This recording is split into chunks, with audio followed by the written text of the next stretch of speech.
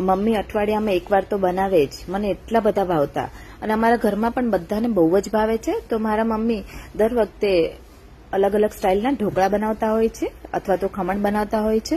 તો આ ઢોકળા હું તમારી સાથે શેર કરવા માંગુ છું કારણ કે મમ્મીની રીત એકદમ ઇઝી છે અને આજે આપણે રવાના ઇન્સ્ટન્ટ ઢોકળા બનાવવાના છે, એકદમ સરસ લચકદાર ને ટેસ્ટી એવા. તો મારા મમ્મીની સ્ટાઇલમાં આજે હું તમને રવાના ઢોકળા બનાવતા શીખવાડીશ, એ પણ ફટાફટથી બની જાય એવા. તો એના માટે 1 કપ જેટલો અહીંયા મેં ઝીણો રવો લીધેલો છે, એકદમ ઝીણો હોય ને એવો લેવાનો. અને તમારી પાસે જો મોટો રવો હોય તો તમારે મિક્સરમાં થોડો એને થોડો ક્રશ કરી દેવાનો. હવે 1 કપ રવા સામે આપણે અડધો કપ ખાટું દહીં લેવાનું છે અને તમારી પાસે ખાટું દહીં ના હોય તો થોડું લીંબુ પણ એડ કરી શકો, પણ ખાટું દહીં હશે અથવા તો ખાટી છાશ તો વધારે ટેસ્ટી બનશે. તો છાશ હોય તો તમારે 1 કપ છાશ લેવાની રહેશે. અહીંયા દહીં છે તો મેં અડધો કપ દહીં લીધેલું છે અને 1 કપ જેટલું પાણી. તો અહીંયા થોડું પાણીનું માપ રવો કેટલું પીવે છે એના ઉપર છે.